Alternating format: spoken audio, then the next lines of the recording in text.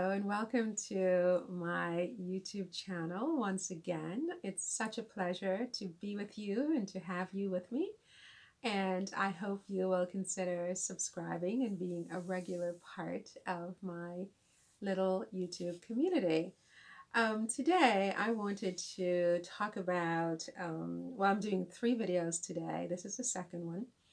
And this one is about Meghan Markle's seemingly distant relationship with her family. And it's clear that she does not have a close relationship with other members of her family except for her mother. And a lot of people find that very, very strange.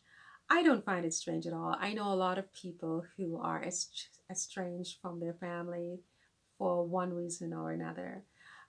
Family dynamics are very, very complicated, and anybody who pretends not to know or pretends to, um, you know, as though Megan's situation is the first time they're hearing about families that are distant from each other, that are dysfunctional, that are estranged, I think they're not being very honest with themselves and are being unfairly critical of Meghan.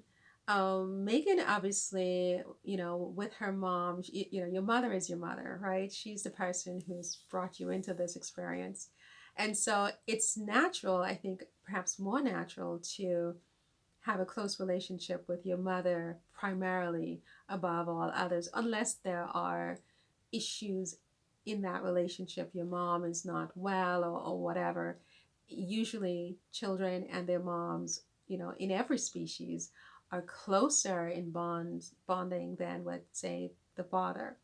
Now, Megan obviously had a close relationship with her father at one point as well, and something happened in that relationship.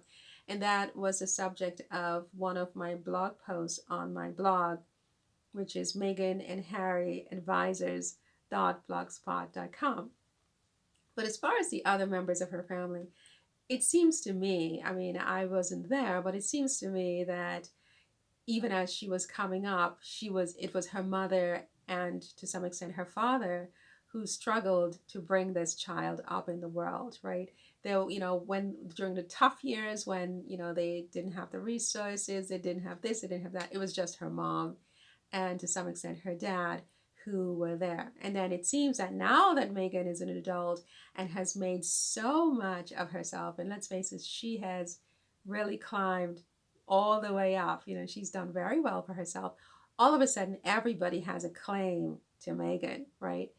And I think that for her, it's too late. I mean, I think the way she feels about it is that, where were you when I was nobody, and I was just coming up and I had nothing and I was struggling to, in my old car and going on my auditions and trying to grow up. Where were you, right? But now I've made it, and so I'm a bad person because I didn't keep in touch. Where were you when you were supposed to keep in touch?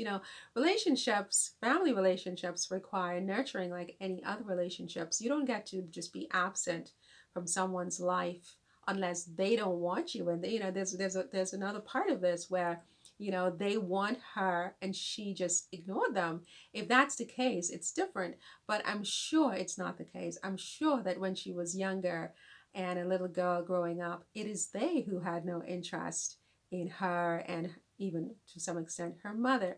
I think her mother being who her mother is was a big issue in her father's side of the family. I could be wrong, but that's just my perception. I think her mother was not her father's usual type. She was sort of off brand, as I said in the blog post, sort of like the way Meghan is off brand in Harry's family. It's not his usual type, right? It seems her father was from Pennsylvania, and there's a closed-minded community wherever that was, allegedly.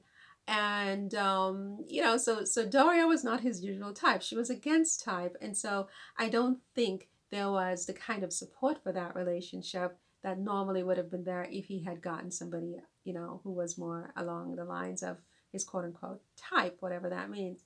And I think because they started off that way, Doria just kept to herself, and she kept her daughter to herself, and she raised her daughter first with her husband, and then after they divorced, by herself, and they just lived like that in a sort of estranged way from the family. So Megan sort of, I think, became a kind of like a black sheep of the family, for lack of a better word, whereby she was just different. She was different because her mother was non-conforming to the group. I mean, it's like you imagine a flock of sheep, and then you have this one that's just different. It's I mean, and I hate to say it, but it's like, you have the one black sheep and this other flock of sheep. It's going to stand out, and not necessarily in the best way. So I think that, unfortunately, as she was coming up, Megan felt like she wasn't enough.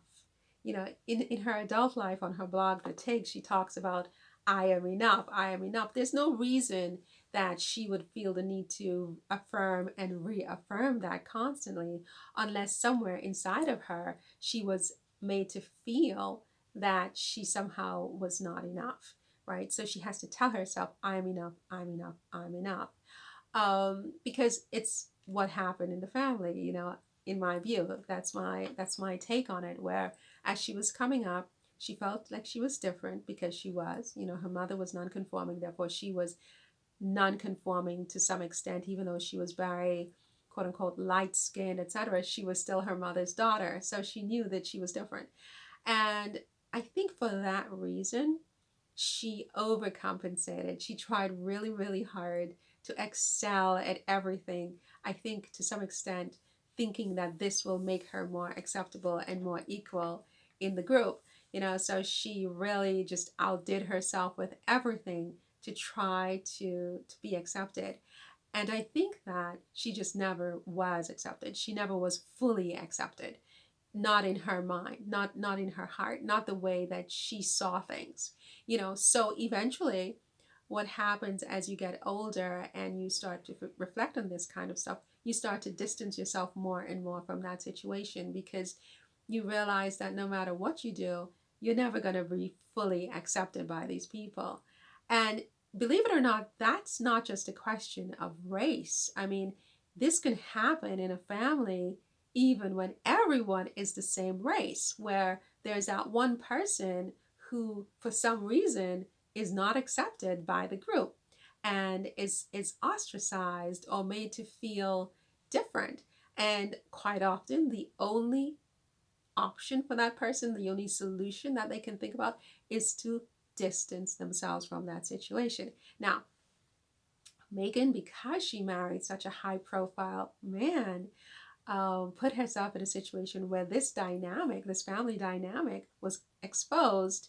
And because so many people have decided that, they don't like her, they use that as one of the reasons to prove that she's a bad person, because she has distanced herself from her family. But I think that, this kind of thing happens a lot more often than people would imagine. And it's not just a question of race. Like when I use the term black sheep, that can refer to just anyone, no matter what color their skin happens to be, who just is seen as different from the group. And unfortunately, in Megan's case, this difference did have something to do with skin to some extent. And so that's why she distances herself. Um, yeah, and I think it's quite unrealistic and unfair and unreasonable to expect that, oh, suddenly she got married to this particular man, so now it's all on her to bridge this wide chasm or chasm between her and her family, that has been the way things are, the dynamic that's been in place all of her life. It's a question of dysfunction. It's a family dysfunction, but it's not Megan's fault, and I don't think it's fair to blame her for being distant from her family. So that's it for this one. Come back soon for the next one, and hopefully you are subscribing. Okay, have a great day.